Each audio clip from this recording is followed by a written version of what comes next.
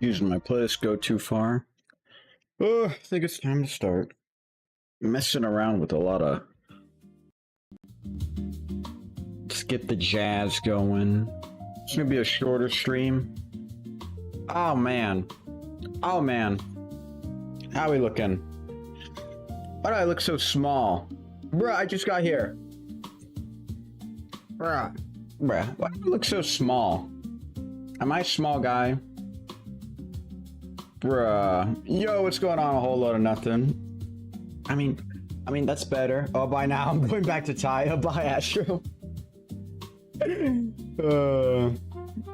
Alright. Feel a little too big. There, yeah. You can say L to camera and it'll like change it. There we go. Let me do a audio check before because I noticed that during one of the QuakeCon VODs, my audio sounded gosh darn awful. And I would hate to do that again. I would hate to come back to another stream like that. Alright.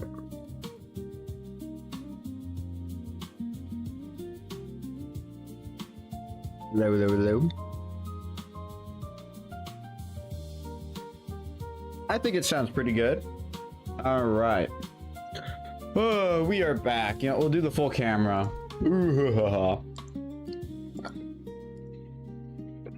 Why isn't that button working? There we go. Alright. This is full screen. We are back after, what, 3 days of not streaming? What happened during QuakeCon? I think we're gonna do a big ol' overview of everything that happened during QuakeCon. Because QuakeCon was awesome, and I'm gonna pull up the VODs for this. QuakeCon was so awesome. I loved QuakeCon so much. I tried streaming IRL. Some of the streams went through. Some of them I felt were really fun. Other ones, not so much, but yeah. But no, I really enjoyed streaming IRL for like the short hour battery time we had before my phone killed itself, or for the areas that we had Wi-Fi. I think before we get in, my favorite part obviously was the cats.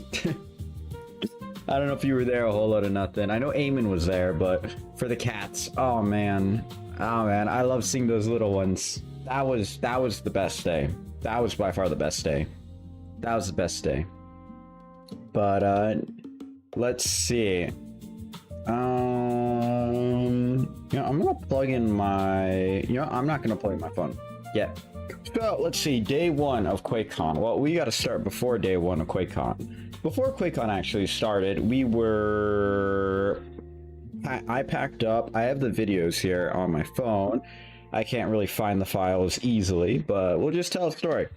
Before we actually got to QuakeCon, it was about a. God bless me. It was about a 12-hour drive there from New Mexico to Dallas Grapevine. Now, Dallas Grapevine's really nice. And why am I doing this? Anyway, it was about a 12-hour drive. The first 4 hours were from here to my uncle's house, where me and the whole family stayed the night. And then after we stayed the night, the rest of the 8 hours we would do the next day, because driving 12 hours to a hotel and arriving at 3 a.m. is not advised. But yeah. And after we reached the hotel, we did not QuakeCon did not just start. There was actually about 2 days till QuakeCon started. And what I forgot to say is, before we actually reached the hotel, I went to Six Flags. This was mainly guilt trip because they were asking, hey, do you want to go to Six Flags? And I'm like, I don't have the budget for that. I mean, all to say that QuakeCon is actually pretty expensive. It's like $120 for the ticket itself, and then you need like an extra $300 for like the hotel room, to feed yourself, and for any other little things you want. So me already having spent all that, I was like, I don't really have that money. I don't want to go to Six Flags. And canonically, I hate roller coasters. Like, for the biggest time, I've hated roller coasters because they were too scary for me. However, last year I went on a lot of big ones. So this year I was like, maybe I could go on some scary roller coasters at Six Flags, but But overall, I was like, nah, I'm not gonna do it. Let's not pay the money to let's not pay the money. And I would have not gone to Six Flags if it weren't for the fact that one of my uncles, chillest, greatest guys, Joe. This is a W Joe moment. Joe, that's literally his name. Joe looked at me and he was like, "I'll pay for your ticket." And I'm like, I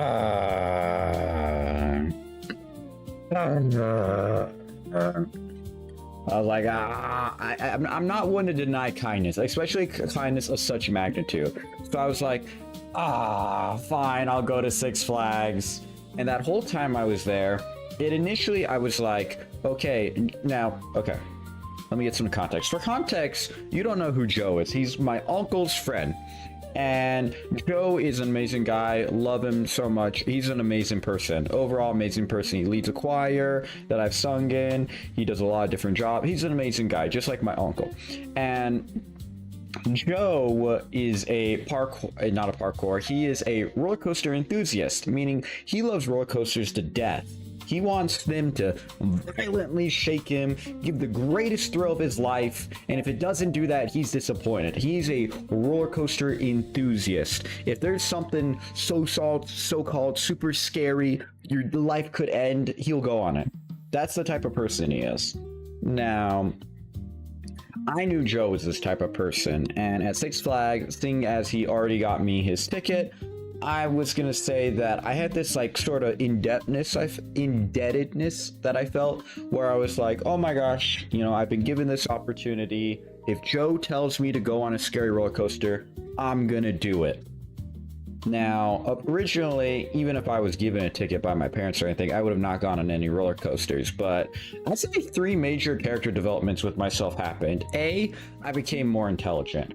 So essentially the biggest scare factor of a roller coaster is the fact that you're strapped down and you're thrown around. That's pretty much it. You're scared you're gonna fall out. You're scared that the G's might be too much. You hear the ricketing, you hear the screams. You're like, oh my gosh, I'm scared. But as I became more intelligent, I realized the safety factor and the tensile strength of these roller coasters.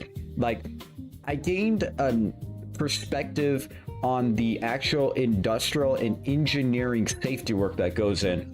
This is all to say, the scare factor of roller coasters was diminished because I knew how safe the roller coaster was. On top of that, I felt indebted to Joe. And on top of that, I wanted to try a lot of the cool stuff, which is why we're going to pull up some of the roller coasters that I went on. I personally have pictures of these, but it would be really cool if I just showed you guys. So I went on the Titan Six Flags. Now, the Titan, I would say, was probably the scariest. I mean, look at this guy. Look at this guy. This is a scary roller coaster, I'll say. They crank you up and then they drop you down. This was the first roller coaster I went on, by the way. I was like cranking up. I'm like, did I make the wrong mistake? Why did I go on a scary roller coaster? And when it started dropping down, I have this ability called instant acclimation. Basically, once I get scared by something or anything, it'll never scare me again. It's good luck you tried. And right as we hit that top, we started accelerating. Once we reached peak acceleration, I was no longer scared. I fully embraced it and I was having fun. I was having a blast. It was a banger roller coaster. However, this roller coaster is really scary in the fact, I wouldn't say scary, but this roller coaster is really unique in the fact that it has sustained G's, meaning while most roller coasters, they throw you down and then you're like, I feel the weight of gravity and all that, and the G-force, this one maintained the G's. Meaning that all throughout all these twists and turns and lines and everything, you are still feeling that G-force. So when I'm riding there holding on, like my vision starts darkening. Like my vision started darkening towards the middle, and then the G's would like cool down a little bit, and then the darkening would happen again. Like I almost passed out. My brother's girlfriend passed out, but I wouldn't pass out. No, I wouldn't pass out. But no, this is all to say, this was an amazing roller coaster. Another very, very interesting roller coaster that I went on was, we called it the Joker, but it's called the Joker, Six Flags over Texas. this one right here. Now you might be thinking, oh my gosh, you know, that looks like the silliest, easiest roller coaster. What? Some simple winds up and down. Oh my goodness, this roller coaster isn't scary. What are you talking about? Well, I know what I'm talking about because this one's stupid. You see these seats right here? These seats right here are fully rotating, meaning while you're going up and down, these things are spinning. And especially with all these winds and turns, you're just slingshotted. Think of it as like being spun really fast over these winds and flips and everything. This one was hell. Like, holy moly. That thing gave me such a bad headache. I'm proud I went on it, but yeah. Another really great one was the Superman. Now, for the longest time, I was always afraid of these ones. Not that one. It's this one right here. Essentially, you sit down in a chair, they raise you up, and then you drop. And then they go up and down a lot. And for the longest time, I was scared. Like, being strapped down and then dropping, I was super scared. I was really scared. But then I actually tried it. And after I reached right about here and I dropped down for the first time, because this thing goes up and down quite a bit. And after that happened, it was just fun. I don't know what happened to me this year. Like, roller coasters are forever changed. I don't see them as scary or anything. They're now fun. I now want to go on roller coasters. What happened? What happened to the fear? Like, when I went to my dad and I told him I went on all these roller coasters, he was like, he looked at me with an eye of disbelief. And he was like, aren't you scared of those? Because canonically, I would like fight people to death, like blackmail and everything to not go on roller coasters. But like, I don't know, character development. Personally, I added character development. But the biggest and baddest roller coaster that I highly recommend is the Tormenta. Now, the Tormenta came out, and Tormenta is known for a couple things. See, ignore the big wine loops, but this little drop here is not 90-degree drop. It is actually 90.5, meaning you go less than you go straight down and then you curve a little in. This roller coaster is beyond a direct drop. This one's scary. And when they crank you up here, it's not just, hey, a scary smooth ride, we're up here, oh no, we're dropping down. No, when you see how the picture is taken in the seats right there? Well, they pause the whole ride and you're just frozen there. Like, you crank up here, you go around, and then it's frozen. And a big tradition with the whole roller coaster is while you're sitting there, everyone's chanting Tormenta, Tormenta. And it's after about 4 seconds, then you drop and everything. I will say this roller coaster was not as scary as the Titan, because after this big drop, everything else was kind of really fun. And unlike the Titan, this wasn't sustained G's. Like, it was really impactful at the beginning, and then it felt like a kiddie ride in a way. But let's see. They had 6 world records. Tallest dive coaster, 309 feet. Yep. Yeah, that was me. I went on a 309 feet dive. That was me. Highest 95-degree beyond vertical drop. Oh, sorry. It's 95 degrees. Sorry, not 90. 95. Fastest dive coaster, 87 miles per hour. Highest Illman inversion. Tallest vertical coaster loop. Longest dive coaster. It's a lot of stuff, but I went on that. I have pictures and everything. But no, this is a blast. This is a crazy shot. This is a crazy shot. See, you're all up there. You're up here. It rocks forward. It stops. Everyone's chanting Tormenta. 4 seconds later, you're dropping. This was a blast to go on. It was a blast. But yeah, that was Six Flags before QuakeCon. You know, I'm talking about QuakeCon. Oh, QuakeCon's so great. Well, I went to Six Flags, experienced all this, then we arrived at the hotel. Now, it was a blast. It was a blast. Now, you know, this brings me to the question, you know, I feel like everyone in Texas should go to QuakeCon. I mean, a whole lot of nothing. I mean, a whole lot of nothing. You should go to QuakeCon. You should go to QuakeCon. I mean, are you limited by family? I mean, they would have a blast. But let's get to QuakeCon. Let's get to QuakeCon. Let's pull up some pictures. QuakeCon. Ion have money. What does that mean? Ion have money. Ion have money. You mean you don't have money? Ion have money?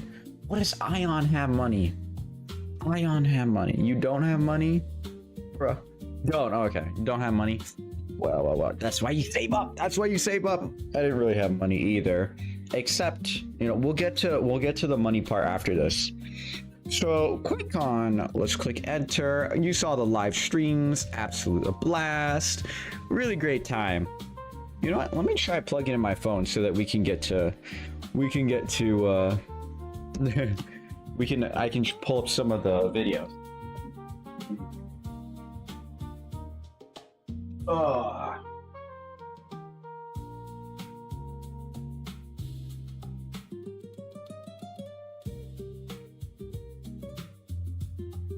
You know, side tangent, a whole lot of nothing. This beautiful jazz we're hearing.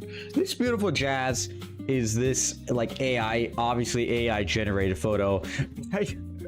But I've ranted about this before, but there's other photos like this. There's other people making playlists like this. Like, look, there's this cat, no title. There's this Coca-Cola float. Well, that has a name. But what I'm trying to say is that there's other weird videos like this. And I recently found a music video. This is all a side tangent. I recently found a music video that was quite interesting. Quite interesting. It's like other really nice jazz like this. However, it has a much different thumbnail. Like, if we look here, we see Steve diving after an emerald. And it's like an emerald. But like, I don't even know if I can show this. Like, look right, 7 unavailable photos, videos hidden. What? Where did my video go? Where did my video go? Where did my video go? Where did my video go? I was listening to that. It probably got taken down. It had a crazy thumbnail. I'll just say it was of a funny Austrian painter, but in an interesting version. I'll just say that. And it was nice jazz like this. Like, I'm not a fascist, but that was a really good video. That's our side tangent. Anyway, let's get back to QuakeCon. Now, before QuakeCon even started, we register in the hotel. We're having a blast. You know, it's a really nice hotel. But before we can ever get into the BOYC, the bring your own computer, that's what BOYC stands for, you have to do what's called registration of your hardware. Essentially, because people are bringing thousands, if not tens of thousands of hardware, whether it be RAM, the GPUs, the CPUs, or whatever, there has to be a lot of security, which I fully respect. I mean, let's say you brought in your computer, maybe it's $500, that's still precious to you. Maybe it's $3,000, that's still precious to you. So essentially, they'll just register your hardware in the fact that they'll put a little QR code on it, and then once you bring in your hardware, if anyone were to try to take out the hardware for any reason, they have to scan that QR code, they have to do an ID check, they have to do a picture check. There's a lot of security measures, all to protect the hardware, which I absolutely fully support and love, except for the fact that it causes a phenomenon called LineCon. LineCon. Essentially, everyone's trying to get in their hardware, that there's these hundreds of people backed up in lines throughout the whole hotel, making a mess. And it's just called LineCon because everyone's in a line. Like, I was chanting with some people, because this isn't my first year going. We were chanting with some people, LineCon, it came back. They tried to get rid of it. It was reborn. And this was just the line to register your hardware. Make no mistake, this was to register your hardware, not to get into the BOYC. This was just to register your hardware, not to start playing video games, just to give them your hardware, which was annoying. And then after LineCon, we got in LineCon Part 2 to get actually into the BOYC, which was much faster, except for like the line, it kept like snaking around. We thought we're like, oh my gosh, we're getting close to the entrance. Like, let me pull up the MSI Paint. Let me pull up Paint just to display my thoughts. All right, show go black. All right, here we go. Here, zoom in. Like the entrance would be right here, and you would just see this like line that would go around and around, and like every wall, it would just go around here and here and here. And here's what would happen. They're like, and oh, okay. There'll be like these, the red means walls. So there'll be like walls, because obviously they don't just have a big courtroom. There'd be like these walls everywhere. And you would be maybe, let's go yellow. You would be like right here. You would see that, hey, there's the entrance. Oh my gosh, I'm getting close. And then you would go across the line, and then you would be like, wait, why am I not taking like a right here to go straight into the entrance? And then you go around, and you would go around, and you wind about, and then you'd be right here, and you'd be like, oh my gosh, the entrance is right there. I'm so close. And then you would follow the line. It would wind you around, and then wind you around again, and then you would finally get it. It took like a whole hour, 2 hours for LineCon. Like, holy LineCon. LineCon was a monster. A monster. You know what? We'll keep the paint just in case we want to draw again. Also, feel free to comment or give me any questions you want, but I'm just going to tell the story because there are some good parts, and there's going to be a very sad part at the end, but I'll get to that later. So, what's it called? We finally get into the BOYC. I set up to stream, and the BOYC, to explain in like a blueprint path, like here's the BOYC, and then you have this side quest zone where all the arcades and all the big events are going on, and this is just floor 1. There are like 3 floors like this, and on the second floor is where, on the third floor actually, is where we had the stream where we were doing our awesome painting figurines. Honestly, I'm an artsy guy. I love painting those figurines so much. They came out so nice. Meeting the people, Irish, who else? Irish Uplink, them telling me how to paint well. Absolutely amazing time. Also the Cat Cafe. But yeah. Let's see, what games did I mainly play at the BOYC? I played mainly Deadest Disco. I played the living heck out of Deadest Disco. I was playing so many days of Deadest Disco. And yeah, it was a blast, which we will stream Deadest Disco after this. We'll play like a little bit. But maybe, and I'll get to that in a bit. I played Deadest Disco. I played White Knuckle, and I got Climb Lord on White Knuckle. I did, Climb Lord was not so hard on White Knuckle. For Endless Abyss, I got Timepiece, and Timepiece just made the game too easy. What my main strategy is that I had like 3 rabbit DNAs, 3 metabolic stasises, and I would just injector myself and then just go crazy long jumping. Timepiece is the GOAT. Timepiece is S tier. Holy moly. You like... my younger brother showed me the power of Timepiece, and he was stupid. So my younger brother, he goes adrenaline pumps with Timepiece. That way he drops down, rewinds his drop, and then he's just ultra boosted. He's like cracked with the Timepiece, and he taught me the tech. What he did is that he would jump forward, rewind that, and then he would fall backwards. And when he was falling backwards, he would rewind his fall backwards because he's like right here. We have art in front of us. Let's say there's a scaffold right here and a scaffold right here, and let's say you're right here and you need to make it to over here, but it's like really far. What he would do is he would jump like this. Obviously you would not make it. He would not make it.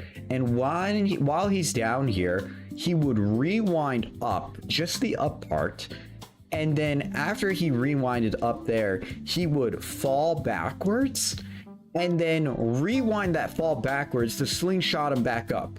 It was crazy. And he would just repeat that.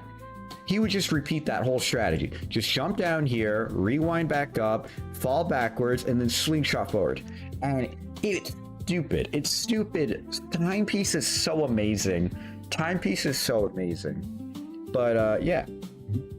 Let's see, what did I do? I had like 4 overwhelms because whenever I did the artifact, the road trial to get the additional artifact, it gave me consistently another timepiece. And like 2 timepieces aren't gonna go crazy. I don't need to check my watch twice. So I just had like 4 stacks of overwhelmed. So when I did the super jump, I just was slingshotting across. That was my strategy. And yeah, I got Climb Lord 10k, which speaking of which, let's look at our bingo that we had doing. All right, our bingo. This is what end of QuakeCon bingo. Oh man, we finished quite a bit. But we didn't finish everything. We'll just go from left to right. I did talk to a woman, whole lot of nothing, but there's a sad story that goes along with that. Let's see. We painted a figurine. We did Aemon. We did a whole load of nothing. Beautiful, awesome, badass figurines. I found Doom Guy, which let me try to connect my phone now to... Let me try to connect my phone to my computer as to be able to access the pictures on my phone. You know, I have a bad cord. Let me get a better charge. Let me get a better cord.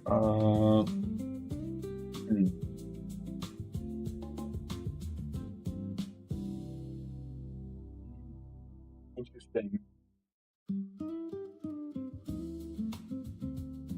That's what I need. I'm just connecting some wires. All right.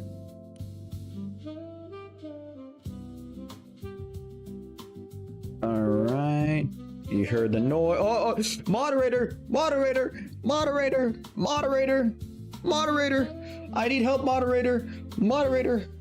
Moderator, we have a red flag. Moderator, where's my moderator? Mods. Wait! Moderator, I'm scared, moderator. Oh, thank you, moderator.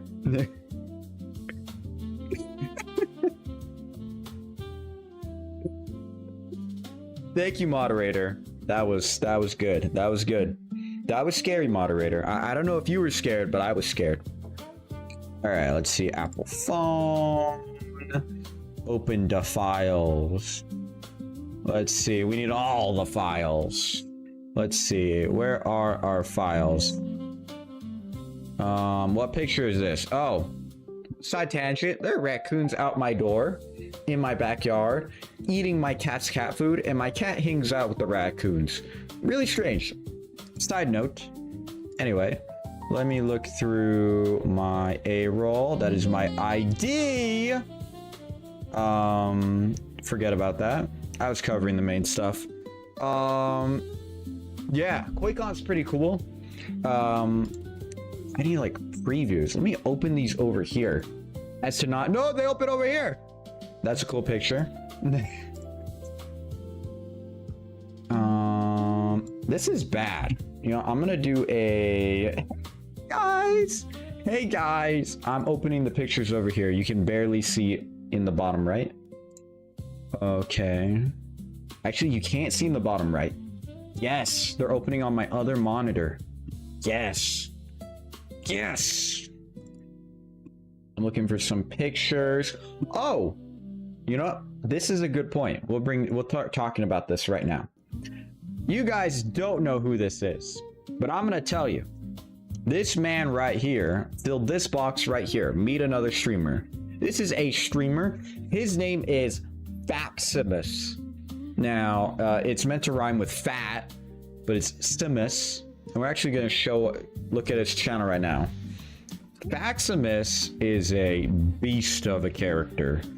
Absolute beast of a character. There was this competition, balls chugging competition. Balls is the energy drink. Balls is a energy drink. Faxius, is this him right here? I think he was racing last time. Is this Faximus from? Let me check. Yes, this is him. He has pre-rolls. Anyway, that is him. But he's a beast of a character because Faximus here, there was this balls chugging competition, and you know what he was dressed as? He was dressed as an absolute mafia boss. Him in all his magnificent weighted glory. He was an absolute boss. This guy is so cool. Faximus is an awesome guy. And I met him. He was really cool. Absolute beast of a character. And yeah.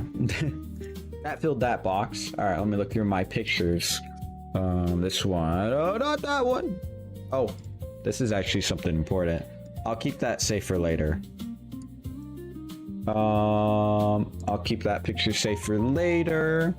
Oh, that's a talking point we haven't got to yet. That is one we haven't got to either. No, 2008A. Oh man, am I ever gonna find it? No. Let me find it. Oh man. So hard to find all my pictures. Oh man.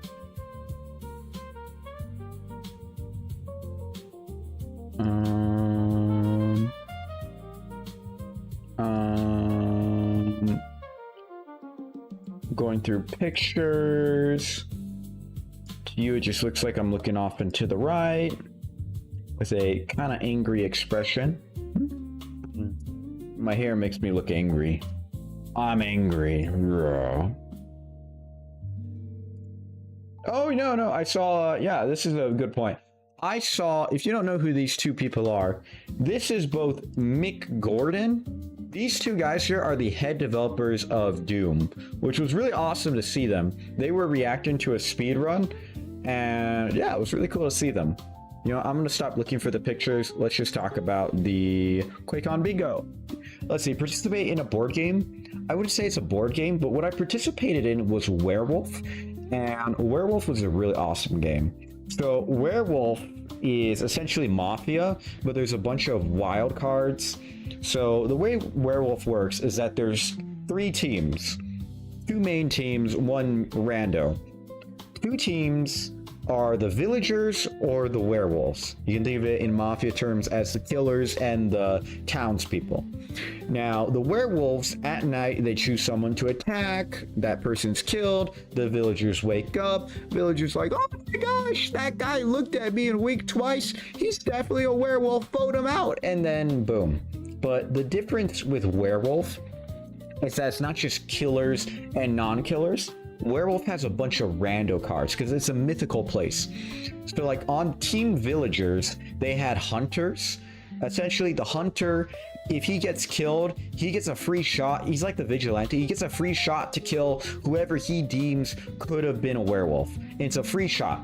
There's also a seer, and her turn, what happens to her is that every night before the werewolves wake up, she gets to ask the DM, like the big guy coordinating it, the DM, the narrator, if what team a player's on. So she's incredibly powerful, but if she reveals her position, the werewolves are just going to eat her next night. There is an insomniac. Essentially, when the werewolves attack, or if anyone has a night action, he can tell if something happens during the night adjacent to him. Everyone's sitting in a ring. And if someone were to if someone were to die, if someone were to do an action at night, whether it be good or bad, he would know. But for this there's a lot of things, there's a lot of teams and a lot of tools, but essentially all you need to know is that the villagers are trying to beat the werewolves are trying to eat the villagers, and the third wildcard teams, like there's Cthulhu, he's trying to kill everybody. There's a lone wolf, he's trying to kill everybody. There's a bunch of wild cards. What you need to know is that I was what is called the serial killer. I'm technically on the werewolves team. However, my goal is to do is to kill all the werewolves, and then I would win. I would win in the fact that if I am left alone with all the villagers and there's no werewolves or anything, that is my win condition. Now, what's funny is that I absolutely looked like Patrick Bateman whenever I was doing it. Whenever the werewolves are attacking, everyone closes their eyes and everyone's like thumping the ground and everything, because when the werewolves are like pointing, you know, your clothes make noise. When the DM's walking around saying, "Seer, who do you choose to reveal?" And when basically everyone's making noise because people, they don't want to give away, you don't want extra information. I mean, you do, but there's a bit of an honor system. And every night I was killing people. I think I killed one werewolf, and then I killed three villagers accidentally. And what I didn't know is apparently the guy to my left, he was the insomniac, meaning every night I was killing people, he didn't know what was happening, but he knew that I was doing something at night, and he knew people were dying. So he was like, you know, the guy to my right is either a werewolf, or he's a serial killer, or he's some other dark class, and I need to call him out. And he called me out. I was killed. My defense is that I did admit it. I said, yes, I am doing something every night. I should have said it is beneficial to the villagers, because there's the seer and there's a bodyguard, and they all do their things at night to protect people. That would have tipped off the insomniac, but I didn't. Instead, I absolutely sold, and I said I am doing something at night, and it's 50% advantageous to the villagers. I absolutely sold. It was my first time playing werewolf ever, and it was stupid. I immediately got voted out. They knew I was a serial killer, and then the werewolves won. That's long story short. No, but it was awesome, because I had my glasses when I was playing the entire time. So when everyone closed their eyes, I took off my glasses, and then when the narrator was like, everyone's asleep during the night, like asleep, and then he's like, "Werewolves, wake up! Who are you gonna kill?" And then all the werewolves point to someone, and then he's like, "Werewolves, go to sleep! Serial killer, wake up! Who do you want to murder?" And every time he said, "Who do you want to murder?" I took off my glasses, like classic Patrick Bateman, and I pointed someone out. I had a blast. But that was my board game. Meet the QuakeCon staff. I met a lot of cool people. Diana, Irish, Uplink. These are all names to you, but just know they are incredibly important people. They make QuakeCon run. We love them to death. Meet a developer. I'm gonna show you guys something. Let's see. Let me pull up my Instagram. Let me make sure everything was good on my Instagram page. If you don't know, guys, I actually have two accounts. I have a VOD channel, and then I have a personal channel. On my personal one, I posted this. I got a picture with Big Dave. Big Dave, I've seen your Instagram. Oh no, hold on, nothing. He's seen it. He's seen it. No, hold on, nothing. He's seen my Instagram. My personal Instagram. I saw Big Dave, which was a blast. I'm still gonna talk about this. I saw Big Dave, the CEO of New Blood. I met Peter, the lead programmer. He's also the size 2 fish guy. If you don't know the size 2 fish guy, I mean, he was an insaniac. I asked him about the size 2 fish. I was like, so how does one catch the size 2 fish? And he looked at me and he just started tweaking. He was like, "Hey, size 2 fish? What do you mean about the size 2 fish? It exists?" Like, he was totally playing the part. It was awesome. But yeah, I met Peter. I met, this is Scott. Now, it says technical quality assurance, but really, he did so much more. He does so much more than that, and he was telling me about this. he was also our inside lead. He was also our inside lead. You see, my cousin Damien, he's the guy on the Ultra Kill leaderboards that I can't seem to beat in Cybergrind, but I brought him to this guy so that we could chat with the Ultra Kill devs, because he was like, oh, I don't want to talk to the devs, and I was like, yes, you do. And anyway, we were chatting to this guy, and I was asking him questions. I was like, so what's the deal with treachery? When's treachery coming out? And he told me a whole story. He told me a lot of cool stuff. So, which is why we're gonna sit down and we're gonna talk. So, firstly, I asked him, so what does treachery look like? And he looked at me and he was like, you read Dante's Inferno? And I'm like, yeah, I've read Dante's Inferno, because I have. And he's like, well, that should tell you stuff. And it means it's going to be an icy, rocky ground. In Dante's Inferno, the deepest part, it's going to be a big pit of lake. And something I specifically asked him was, well, Scott, you know, in Dante's Inferno, the deepest layer, you have Satan trapped in the ice, chewing on the three biggest betrayers. This is all actual Dante's Inferno. And I was telling him, like, so, you know, is Satan gonna appear in Ultra Kill? And I remember I asked him this specifically because I remember Hikita said, you will never see Lucifer in Ultra Kill. And he looked at me and he was like, first of all, he doesn't call him Hakita, he called him Hakata. And I was like, okay, so we're gonna say Hakata from now on. It's like Balatro and Balatro. It's actually Balatro. It's actually Hakata. And I was like, oh, okay. Yeah, so, you know, is Satan gonna appear in 9-1? You know, Hakata really said that he wasn't gonna be there. So what's the deal? And he, first of all, he said, I cannot confirm or deny. But firstly, a lot of what Hakata says, he just says for fun. I was like, very interesting. Yeah, tell me more. And he's like, well, firstly, I think people misinterpreted that. And I was like, oh, very interesting. You know, that'd be cool. You know, it would be really cool if, like, Lucifer was, like, 9-4 boss, though. You know, but, you know, this is very interesting. You're saying stuff. You're not confirming or denying. And he looked at me after I said, you're not confirming or denying. And he looked at me and he was like, I cannot confirm or deny. And I'm like, oh, he used his ultimate again. So, you know, I was asking him more questions. I was like, so, you know, what's P-3 gonna be about? Is the main guy gonna fight with his fists? Like, you know, Minos Prime, he's all melee. Sisyphus Prime, he's all melee. So P-3, is he gonna be all melee? And he looked at me and he's like, I cannot confirm or deny. I'm like, this guy, he's using his ultimate. He's spamming his ultimate. I mean, I was like, I tried to hold on to nothing. I tried to get a lot of information, but that doesn't mean I didn't come empty-handed. So I asked him, I was like, okay, so, you know, what's P-3 going to be about? And then he used his ultimate again.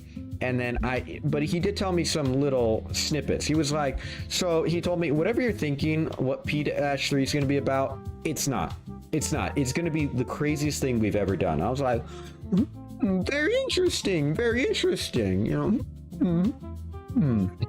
Interesting. This is like scratching chin moment. So I straight up told him, I was like, you know, I love your work and everything. I respect that you're not trying to tell us it. He's like, yeah, I can't really tell you guys, even though you're huge fans. I can't tell you because we work so hard on something, and for someone to accidentally, or someone to like know early, you know, it could lead to spoilers. Not that we don't trust you guys. It's just, we want it to be a surprise for everyone at the same time. And yeah, that's pretty much it. And I was like, you know, I fully respect what you're saying, Scott. And then he's continued. He was like, well, that being said, that doesn't mean, you know, we can't throw a bone to you guys, seeing as you're such big fans. I was like, yeah, tell me more. And he was like, I straight up told him my plan. I was like, Scott, I'm gonna be frank with you. I'm gonna ask questions you're not gonna confirm what is true, but you're telling me what isn't gonna happen. And he's like, yeah, you know, I'm gonna tell you if you straight up got something wrong. And I was like, so my plan with you, Scott, is I'm gonna ask you enough questions that I can create a negative prompt area as to know have a good idea of what is gonna happen. And he smirked at me. He's like, man, these fans are getting more intelligent every year. But no, he told me a couple stories. So firstly, apparently Fraud was not well received by the community. And I was like, what? But I had a blast on Fraud. You know, Fraud was really trippy and everything, and it was a blast. Oh, where's my music? Oh, it's ending. I'll listen to a little Bolacho. So I was like, you know, I was like, what's it called? Fraud was not received, but, you know, I had a blast. But, you know, tell me the story of Fraud. And he was telling me, he said, so the big reason why Fraud people didn't like, why the fan base didn't like Fraud, is because A, it was really hard and really trippy for a lot of people. Like, people were getting motion sickness and everything with the non-Euclidean geometry, and people weren't liking that.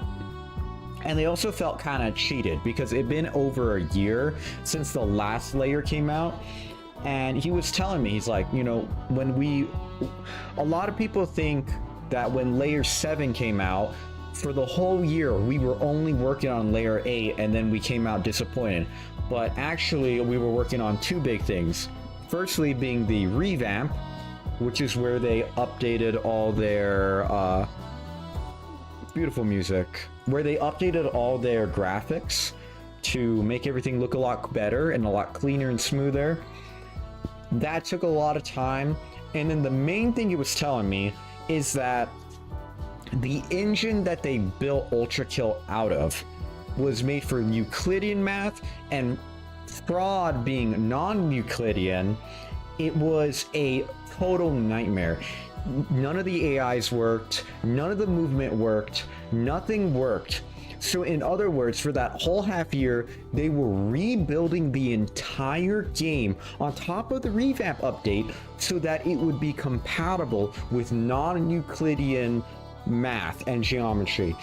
And they couldn't just slide anything over. And I was like, wow, that makes a lot of sense why the layer didn't come out for like a whole year. And he was telling me that means because this huge problem has been solved, you know, the revamp and the, what's it called? Because the revamp and the non-Euclidean math has been solved, that means that progress for Treachery is incredibly fast. He was telling me that they've already finished 9-1, they're working on the other maps, and I was like, oh, is that right? You know, I tried getting him back to the conversation. You know, tell me more about 9-Treachery. You know, like, what are some key gameplay aspects? You know, I was trying my best. You know, I was trying my best to get as much information. You gotta stand with me. I was having fun. He was generally a really nice guy to talk to. And he told me, so there are new gameplay aspects in Treachery. He was trying to be as vague as possible, but like still entertaining my question. He said there are new gameplay aspects that are going to be introduced in Treachery that he said, which is this little teaser right now, layer 9 will be so unique that I don't know that Ultra Kill players' brains will understand what is going on. Essentially, whatever's going on in Treachery, the new gameplay aspect or whatever's added, whatever's changed, is going to be completely different. Completely a flip script. And he was telling me that after like 4-4, all the layers after are going to be some crazy unique thing. Like obviously, if you look at previous history, you have the desert level, you know, the floor is lava. You have the underwater level, you know, no hard damage when you're quip lashing. You have the insane garden level with 7-. You have the trippy hell for Fraud. He says layer 9, all the layers are going to be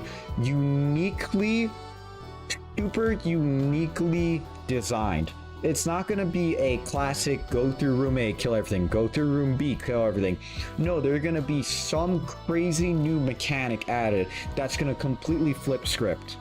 And I was like, wow, that's interesting. So I was curious. I asked him a very interesting question. I asked him, so Scott, will the gameplay mechanics and oh, Voxel, you made it just in time. I'm talking about Ultra Kill.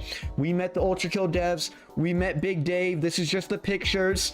And I'm talking about treachery. What Scott told me. What Scott told me. This is Ultra Kill information. So I asked Scott, so Scott, the new mechanics added in treachery, will those be compatible with Cybergrind? And he straight up told me no. He said we would need to redesign Cybergrind, or we would need to make a new game mode for Cybergrind for the new mechanics in treachery released to be somewhat compatible with Cybergrind. And so, you know, I asked him, okay, my whole plan that I told him, I'll re-say it for you, Voxel, is that I asked Scott, I'm going to ask you questions so that you can give me enough no's so that I can create a negative prompt area so that inside I can have a rough estimate of what treachery is going to be. And he was like, interesting strategy. Essentially, I would ask him, you know, what's going to happen in treachery? Is it going to be really fast? And if he says no, I'm like, okay, well, it's going to be, you know, medium paced or slow. Is there going to be a new enemy? If he says no, then, you know, it tells us something new. Essentially, that was my whole plan. And I told him and he laughed at me. And he played along. And so I told him, so when he said that treachery's mechanics were not going to be compatible with the Ultra Kill player's brain, he said it's going to be a complete flip script.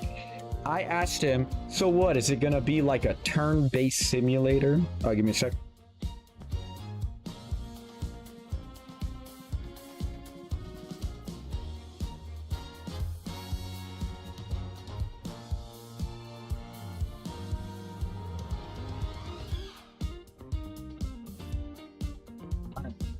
So he let's see, so I asked him straight up, you know, is it gonna be an RPG? Is it gonna be like a turn-based simulator? And he was like, he stuttered for a bit. He was like, no. And I'm like, dang it, I almost got him. I almost got him to trip up and tell me something. And then I asked him also about Hakita, not Hakita. I asked him about the golden arm. I was like, so what's the deal with the golden arm? And, you know, when I mentioned that, he spoke in a very interesting sequence. He said, let me drink water.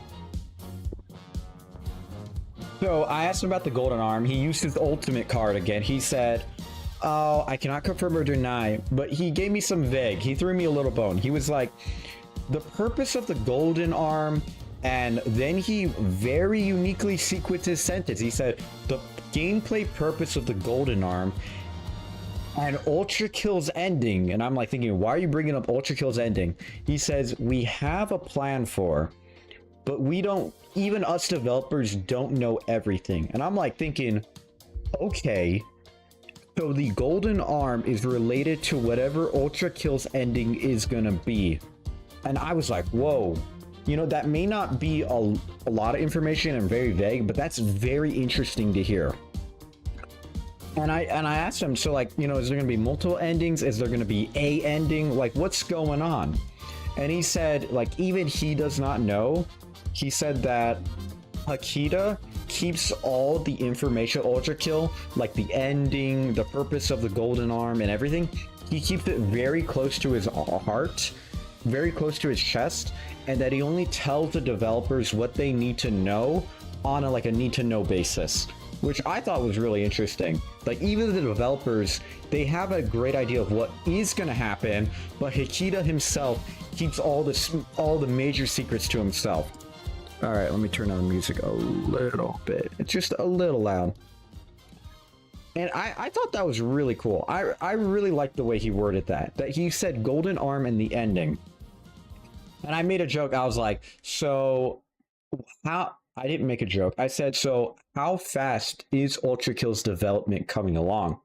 And he told me, you know, because we finished the VGO update, we finished the non-Euclidean engine revamp, because we finished everything, the progress of Ultra Kill is coming along very fast, very smooth. He said they're done with 8-S. They could release it within next week. They just have some things that they're finishing up with the publishers.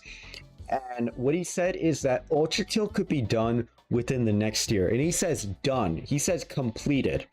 Because he told me Treachery is not the ending.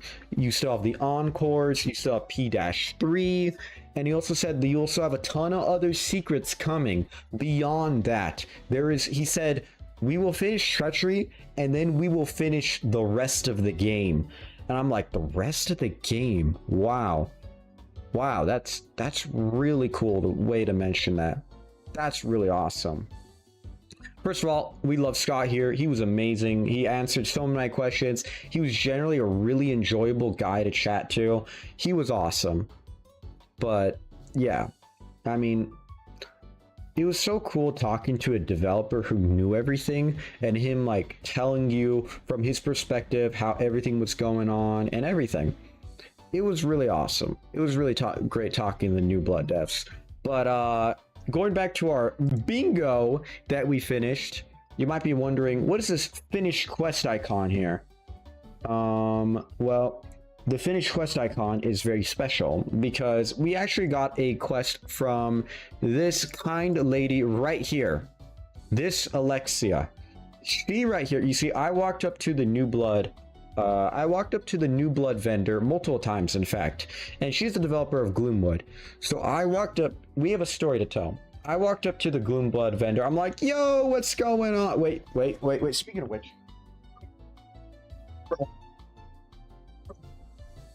let me turn on a light. I did get something. I got multiple things, actually.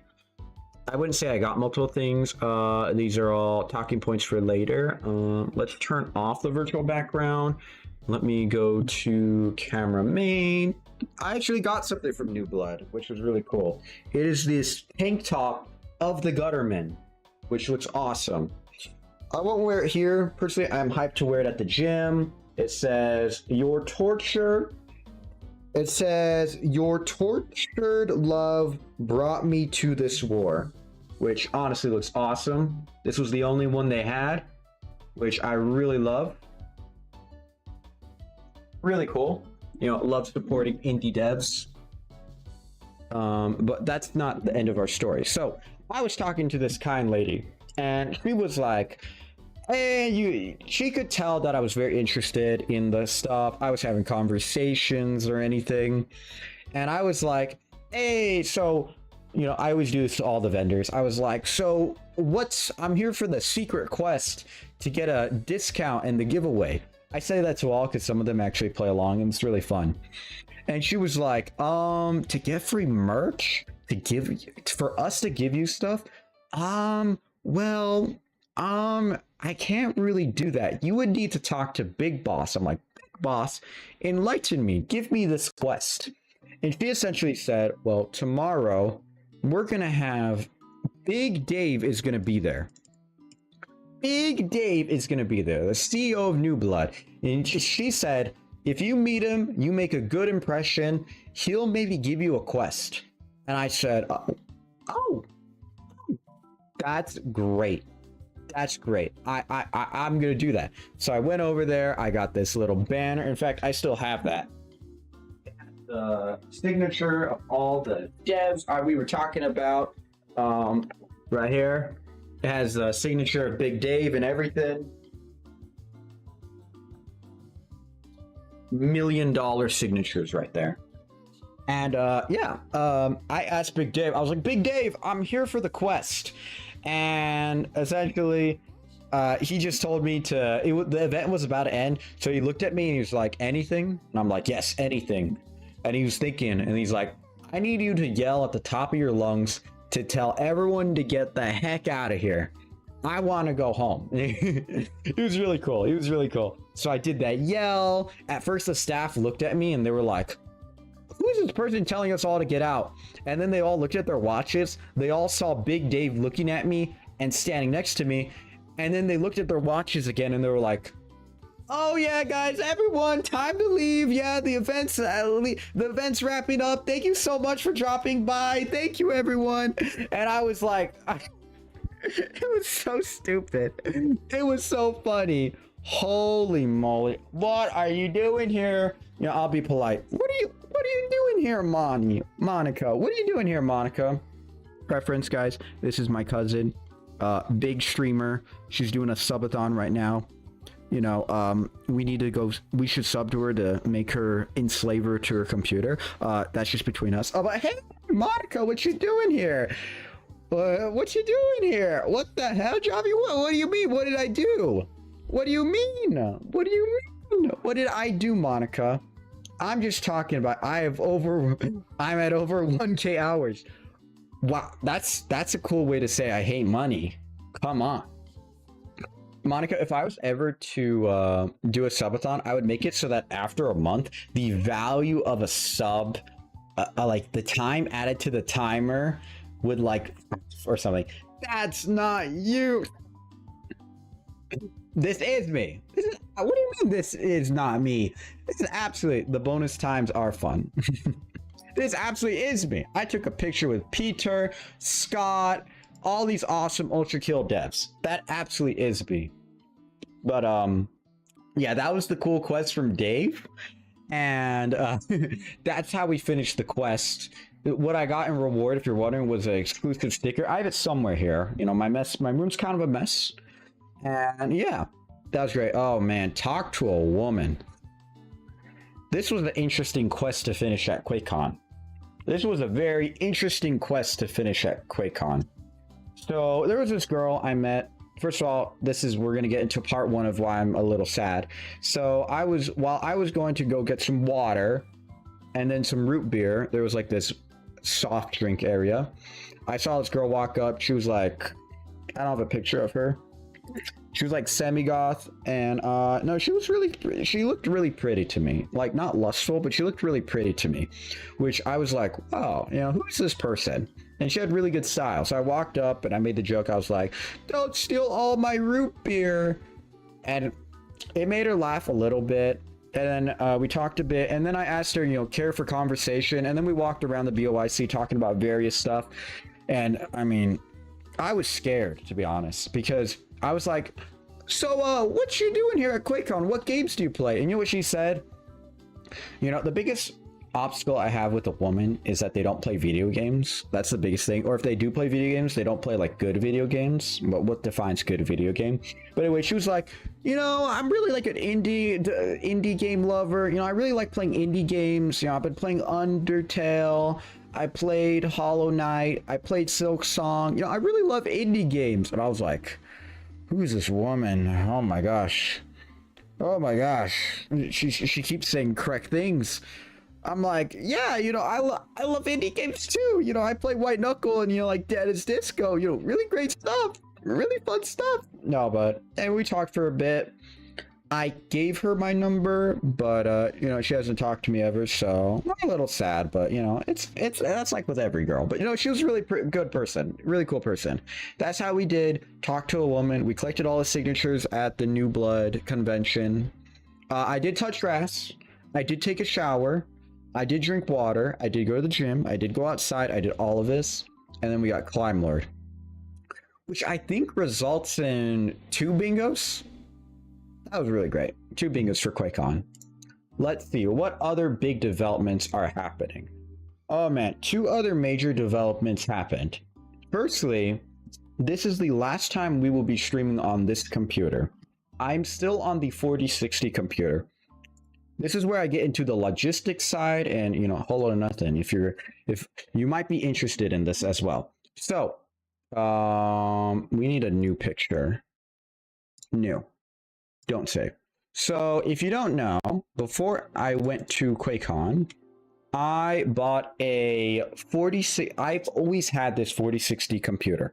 I've always had this 4060 computer for the past 3 years. It is done well, is what's been streamed on, but as you can obviously tell, it gets a performance issue-y when I'm streaming, playing music, playing a video game that has high performance in any degree. It's the main reason why I can't stream a game like Arc Raiders or Black Myth Wukong or Elden Ring for sake, because my computer is too weak at multitasking and performing that. In fact, at QuakeCon, I just stopped playing White Knuckle because my 4060 GPU was at 100%. It was capped out and started stuttering the game.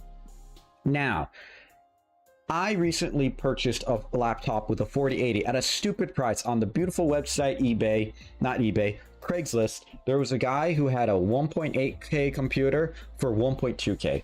Insane deal. Now with Remageddon, the same laptop would be worth about 2.5K, and I got it for 1.2. On top of that, I also got a 4-terabyte SSD for $300, which, if you don't know how big of a deal that is, the same SSD would sell at MSRP for $600, meaning if you were to viably get it on the market, it would be $700, $800, and I got it for $300. This is all to say, I spent about $1,500 on hardware right before QuakeCon. Now, when I went to QuakeCon, I actually successfully got some really nice wins. Now at QuakeCon, let me go to the main camera. At QuakeCon, there is not only the video games, there's also events go on, mainly raffles. Now they are a bit RNG heavy, but you can win a lot. For example, my little sister, she got a 5060 graphics card worth about $700. That's just from showing up. On top of that, we got some coolers. My family wants some stuff, but that is all RNG, meaning if you were to get unlucky, that is sad. If you were to get lucky, amazing. But on top of that, there are vendors that do skill-based stuff, in the sense that, you happy without me? No. I'm telling the story. I'm telling the story, amen. This is for a whole or nothing. This is all to say, I stood in line at 2 hours before the NVIDIA vendor opened in this line because they were giving out 5090 vouchers. If you don't know what that is, it essentially allows, I think I explained this, it essentially allows you to buy, we're going to switch back to the other monitor. We're going to switch back to this. Zoom in.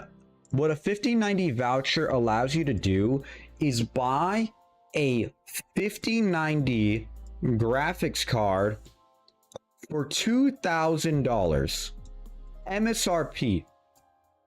When right now, if you were to try to buy the same graphics card, a 5090 in the market right now, it would be for about 5K. Now, you might be wondering, what the heck? What do you mean buy for 5K? Well, that is because it's like when the PS5 came out. It's $500, but all the stock, all the supply is being extremely actively and aggressively consumed, that for a consumer, an average Joe Schmo, to buy the same exact graphics card, they could never buy it at MSRP. They could never buy it from NVIDIA because NVIDIA would never have it in stock. Instead, you would need to go on Craigslist, you need to go to some third-party website in order to buy it for an increased price because they're saying, hey, I got this 5090 you want that's not in stock. I'm going to charge you double or triple price. And most people are more than happy to do that because they're saying, I can wait 3 years to get a 5090, to maybe get a 5090, or I can get it right now. And people who save money, they're willing to pay. So when I stood in line at NVIDIA, they gave out a very limited amount of these. I got the second to last one. I got a 5090 voucher to buy a 5090 graphics card at MSRP, which I can easily upsell to 5K. This is all to say, I, without being skilled, just stood in line at QuakeCon to get hardware. Now, this is not the only thing I got. NVIDIA also gave out NVIDIA cards, which I'm going to show you right now. I got some pictures of them. Essentially, this is what they look like. You open a pack of NVIDIA cards, and you get these NVIDIA-looking cards. They're like Pokemon cards, but because of the exclusivity and thus natural-born rarity, these cards are easily selling, the card packs themselves are easily selling for $500. And I got one of them for just standing in line. This is all to say, if you come to QuakeCon, you can be lucky and gain hardware. You can be lucky. You can have a blast at the raffles at the events and gain hardware. On top of that, you don't have to be lucky. And if you're just diligent, if you stand in line for 2 hours, you can very easily pay off your card, your ticket, your whole trip, and make a profit. Now, whole lot of nothing. You may not have money to go to this, but if you were to save up, not only would you have a blast worth the price, but you could also make a profit very easily. Now, this is all to go back to the story where I bought my 5080 laptop. I bought it, I was about $1.5K in debt. I paid about $400 for cash. I was like, hey, uncle, here's $400 right away. And yeah, now I owed my uncle 1.1K. Now, I stood in line. I got a 5090 voucher, and I also got NVIDIA cards. And you know what I said to my uncle? I'll give you these free, clear my debt. In other words, I stood in line for 2 hours, gained the NVIDIA cards, I gained a 5090 voucher, I gave both to my uncle, and overall, in very simplistic terms, I got a computer for free and my ticket for free. Just for not even being lucky, for just standing in line. Now, maybe you're thinking, 2 hours is too much for me. Well, this is an opportunity for people who want to put in the work. What I'm trying to say is you can be lucky. You don't have to be lucky. You can put in the hard work and you can win. And this is not the only example. There are hundreds of things that other people have won. In fact, I think QuakeCon gave over $1 million worth of hardware away. And I mean, I don't know what to tell you. If you can't go to QuakeCon for money, save up some and you could absolutely go and make a profit if money is the problem. Otherwise, save up money and have a blast. Like, holy moly. But of course, then again, I know money can be still an issue, but I'm saying that money, there are solutions. There are solutions and there's opportunities. So like a whole lot of nothing. Like, this is all to say, I was not the lucky guy. There's this concept in QuakeCon called the peak year. Essentially, you go to QuakeCon for maybe 5 years or 10 years. And one of those years, you win a lot of high value hardware. In fact, a guy sitting next to me, he won a CPU worth 1.2K just because he scanned a little QR code and signed into a raffle. This is all to say, you can have the peak year. It doesn't have to be the peak year, and you can still make profit. You can have a blast at QuakeCon. You can play video games. You can meet a lot of amazing people and make a profit and maybe earn a little something. All to say, QuakeCon's amazing. I love QuakeCon so much. Which is going back to it, you might be asking, why am I not streaming on the 4080 laptop right now? Well, specifically for one reason. The overlay we see right here, this corner right here is built specifically for the resolution of my monitor. Not my monitor, my laptop. Now, what this means is that if I were to start streaming on my other laptop, which I have it right here, this one right here, green screen. If I were to start streaming on this one right here, the screen would be poking out a little bit. But you know, this is a great thing because all I have to do is remake a lot of the overlays, which means the next time we stream, we will be on the better laptop. And it also means that we can now play higher computational power games or just have a smoother stream in general. Because if you don't know the jump, 4060 laptop versus 4080 laptop overall power. See, right here, the 4080 is about 75% faster. Like, holy moly. Delivering about 60 to 90% more power. In other words, the power that our, what's it called? The quality of our streams on a pure performance side, excluding Wi-Fi, is going to be 60 to 90% smoother, which means we can do two things.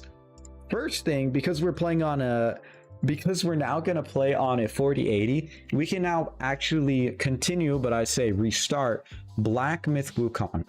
When my sister bought her 5090 computer, she's an absolute beast, monster of a smart person. She got a voucher for Black Myth Wukong. They were doing a promotion, and she just gave that to me.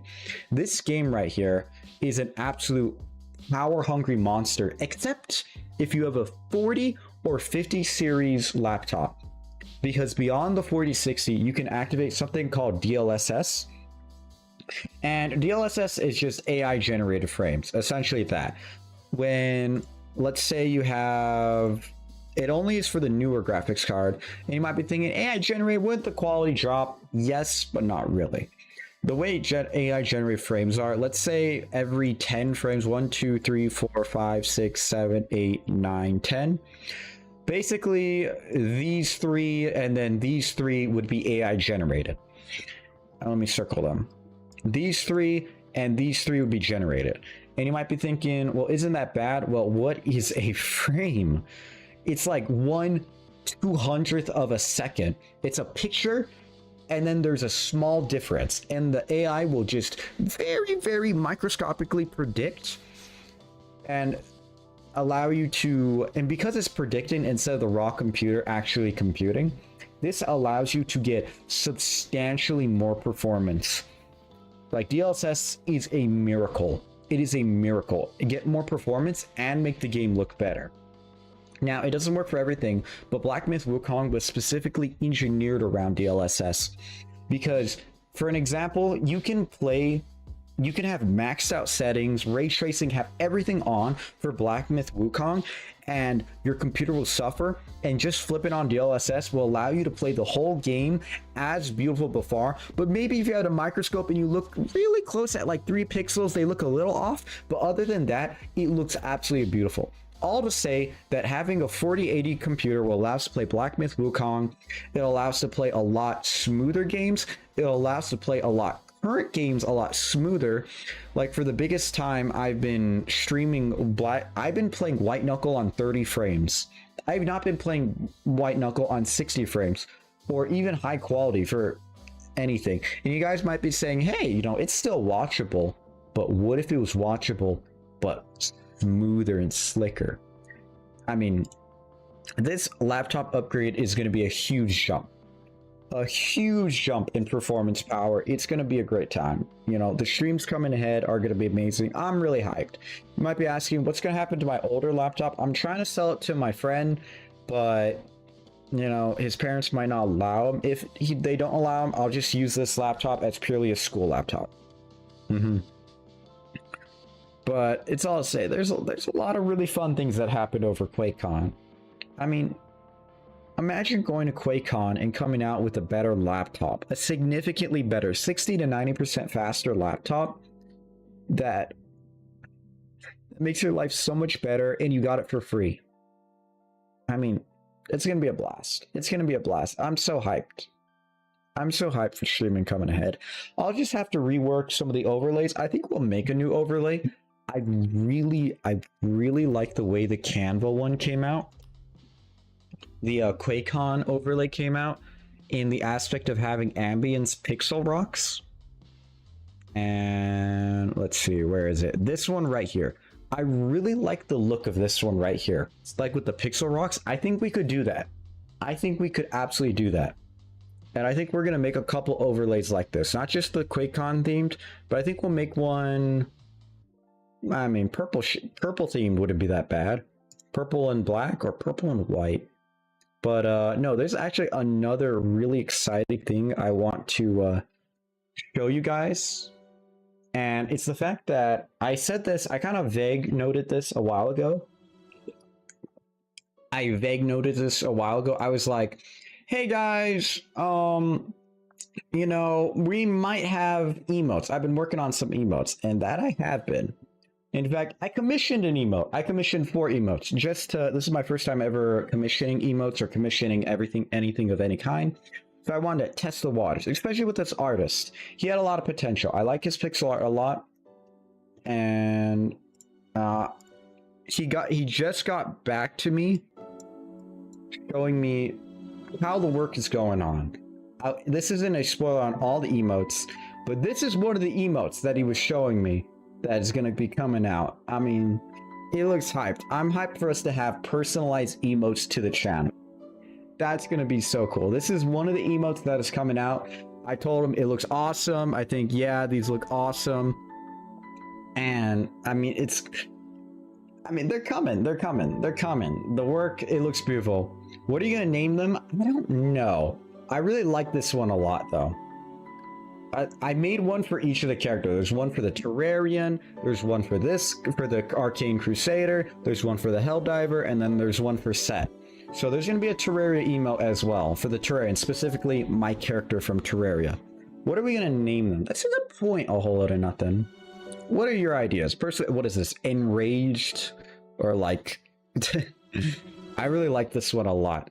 I feel like he did a really great job. This is all green screen background, so when you type into chat, it's gonna be just the Crusader with the red-eyed glint. It looks so good.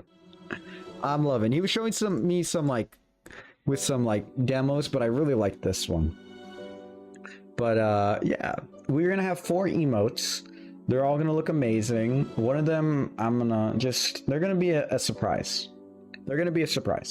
That's one of them. You can see the quality pixel art. I'm really loving it. I'm really loving the way it looks. I'm really loving the way it looks so much. This guy is really skilled. I'm really happy. The way they're coming out. And I can't wait for them to drop. I think I'll have 3 of them be free, and then 1 of them be for subs, because I want something for people who are subbed. I have like 4 subs right now, and I would love something for the subbed people to have. You know, a lot of people, when someone subs to me, I want it to be cool, which is why I also say that there's going to be badges coming out.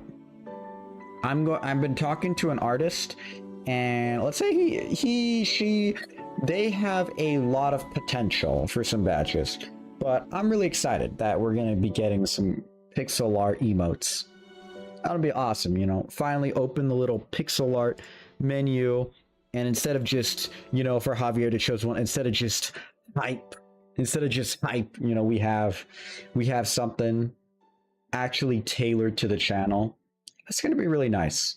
Of course, like I said, there's only 4 coming out. If you guys really like them, I like how they look, but if they look even better, let's say their performance is good, I'll order some more. I'm willing to order more. You know, what if I just have like a sub goal, like donate $50 and I will get 4 more emotes? Because the same guy, he can do static emotes. These are all static emotes, but he can also do animated emotes. So, you know, it could be interesting. It could be really interesting. I'm really hyped. There's a lot of fun things planning. This is, like I said, this is a much shorter stream. I just want to talk about QuakeCon. I really want to talk about my experience with QuakeCon, how much of a blast it was. I mean, if you come to QuakeCon next year, you'll probably see me. I'm saying a whole lot of nothing. You should go to QuakeCon. I mean, you're in Texas. If you don't have the money, save up. You have like not 11 months right now. You have like 11. I'm gonna be adult next year. Exactly. That too. You don't have to be an adult to come to QuakeCon. There are a bunch of kids here. There are a bunch of kids everywhere. You just need to be with an adult. So like, I mean, a little story, like my dad is not a gamer in any means. He is not a gamer at all. However, he saw, hey, my whole family's going, I'm gonna tag along, and he stuck around only for the events. He saw the cool graphics card, he saw the new artists, he saw the sick new industrial developments, he saw everything. And he was like, you know, I really didn't come here to game, but it was still a blast. This is all to say that QuakeCon isn't exclusive for gamers, it is tailored towards gamers, but you don't have to be a gamer to come. I mean, I highly recommend QuakeCon to everyone. All you really need is the ticket. You obviously need a hotel ticket as well. And those two together, that's like about maybe $300 on the higher end, and then you need money to feed yourself. So I would say $500 a person. I obviously went in a huge group, a huge carpooling group, so it's a bit cheaper per person. But this is all to say, go. Have it on your mind. I want to tell you about it. Have it on your mind. Maybe you're not a fan of Doom. Maybe you're not a fan of that. There's still New Blood. There's still Nvidia. There's still AMD. There's still a lot of other cool people. There are the cats. There are the figurine painting, which I did. There's the board games. There's a whole bunch of other events that you could absolutely participate in. I love QuakeCon so much. In fact, I tried partnering with them, but they denied because I was too small. Yeah, but anyway, more like they just ghosted me. But all to say, I mean, I think I'm gonna end the stream here because, I mean, I said everything I want to do. We should, once again, everyone say goodbye to the old computer. Everyone say goodbye to the 4060. This is no more 4060. No more 4060 laptop. We're moving to a 4080. I've been cookie clicking since the... Hey, hold on, nothing. Telegramma, that's for an achievement. Click the small cookie. Change your name to Oratel. There's a lot of fun stuff. Cookie clicker is addicting. I forgot to say, stream's not ending. What's the roadmap ahead? What's the roadmap ahead? That's what I've been asked. What games are we gonna play? Well, let me show you guys right now. You guys probably know, but I'm gonna tell you. Let me show you guys right here.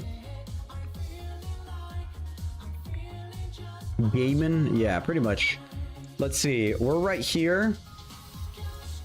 We're gonna do one more Wacko 100 grub. It's actually much easier than I remember. We're gonna do one more 100 grub run because if you don't know, White Knuckle actually released in honor and in due respect and love of the grub plush that came out. Because of that, they made a grub plush. We're gonna do another 100 grub run. Probably gonna be about 2 to 3 streams. It'll probably be, wait a minute. The biggest limiter to the grub run was the fact that my 4060 laptop could not handle more than about 100 grubs. Like, the game was stuttering and slowing down. So how much further can we push it with a 4080? This questions. After White Knuckle, we have Noida. Now, Noida, I'm absolutely hyped for. Noida looks like a banger game. It's gonna be hours. Bendy Cake's been asking me. Noida looks so much fun. I'm so excited for Noida. After Noida, we might have an intermediate game, and then we're gonna have a gauntlet. Now, what the gauntlet might be, I'll give you a few ideas. I met a lot of really cool New Blood developers that it will be either a New Blood gauntlet.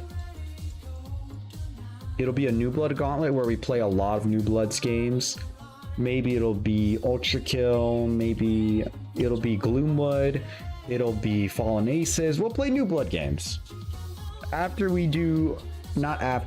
might do New Blood. If it's not New Blood, I was thinking either along the lines of, gosh, what would be a fun game? A fun gauntlet of games. We did the Gooner Gauntlet Part 2 now. What would be a fun gauntlet? I'm thinking. Oh yeah, while you're thinking, sad news. This is the actual sad news. When I packed up all my stuff to go, and now I'm here at home, I couldn't find something. We lost our figurines. I couldn't find them anywhere. They got lost somewhere. I'm so sad. Let me get a sad music song on right now. Let me get a sad music. I need sad music. I really worked hard on those figurines. I'm so sad. We lost our figurines, essentially. We lost our figurines. This song's too happy. Let me get Undertale. Let me get our Undertale music. I'm sad. I'm sad. This one's pretty good. It's so sad, guys. We lost our figurines. We lost Eamon and we lost a whole lot of nothing. That's the biggest thing. I mean, I packed them in a plastic bag and tied them to my backpack. And then when they were packing up everything, I don't know, did the bag rip off and get left behind somewhere? There is like a 20% chance that we could find them still. But I mean, they're not with me. I don't know where they are. We lost our figurines. And I'm really sad. I'm really, really sad. You know, I love those figurines so much. We worked so hard on them. We streamed painting them. I'm really sad about that. I'm really sad about that. All right. Anyway, I'm going to end the stream here. QuakeCon was a blast. Go to QuakeCon. Next stream will be on the 4080. Next stream will not be tomorrow. In fact, I'm busy working IRL and working on something. In fact, I'll show you. I'll give you a little sneak peek. A little sneak peek. In fact, I'll share it. This is the one I shared to...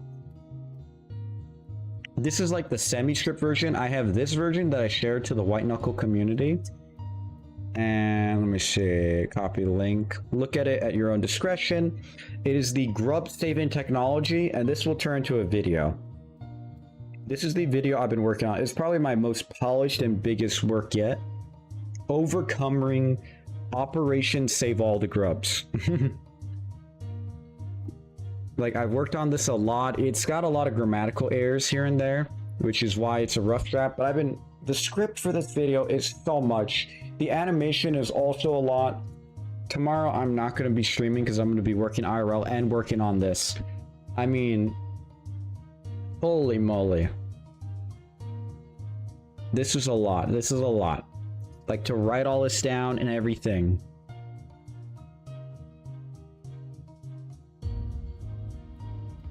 I'm still sad about the figurines, but yeah, this is what we're working on. I won't stream tomorrow.